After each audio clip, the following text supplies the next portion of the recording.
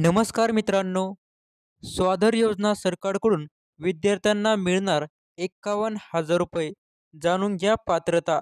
सरकारने आतापर्यंत सामान्य नागरिकांसाठी अनेक योजना आणल्या.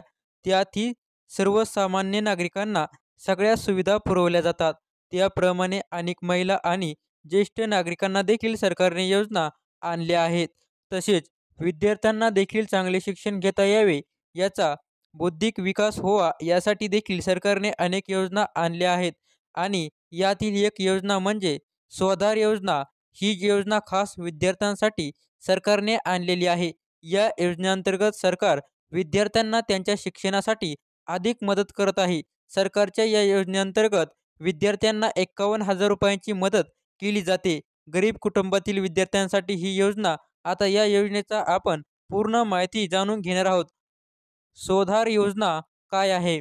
तर ही स्वाधार योजना महाराष्ट्र सरकारने सुरू केलेली आहे. या योजना डॉक्टर बाबासाहेब आंबेडकर स्वाधार योजना असे देखील म्हणतात. अनेक विद्यार्थ्यांना त्यांची घरची आर्थिक परिस्थिती बिकट असल्यामुळे संपूर्ण शिक्षण घेता येत नाही. त्यांना मध्ये शिक्षण सोडावे लागते.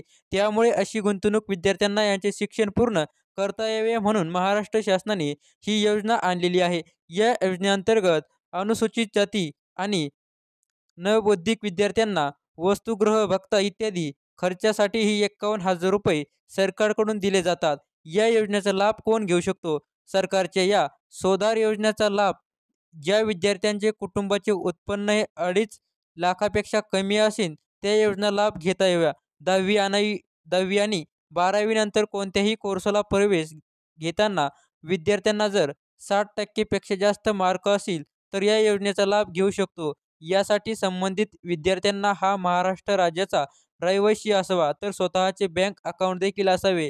स्वाधार योजनेअंतर्गत सुरुवातीला बोरगिडाच्या सुविधा 28,000 रुपये दिले जातात. राहा तर तसेच राहण्यासाठी 15,000 रुपये दिले जातात. तसेच मेडिकल आणि इंजिनिअरिंग करण्यासाठी विद्यार्थ्यांना अतिरिक्त 5,000 रुपये दिले जातात.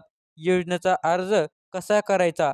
या योजनेचा अर्ज करण्यासाठी तुम्हाला सगळ्यात आधी महाराष्ट्र समाज कल्याण विभाग अधिकृत वेबसाईटला भेट द्यावी लागेल. त्यानंतर होम पेजला वर आलेल्या स्वाधार योजनेचा फॉर्म तुम्हाला डाउनलोड करावा लागेल. त्यानंतर तुम्हाला फॉर्ममध्ये आवश्यक असणारी माहिती आणि कागदपत्रे जोडावी लागतील आणि ती माहिती जवळची समाज कल्याणच्या कार्यालयात जमा करावी. असेच तुम्हाला डिटेल माहिती अपडेट जाणून घेण्यासाठी आजच आपल्या या शेतकरी यूट्यूब चॅनलला सबस्क्राईब करा. धन्यवाद.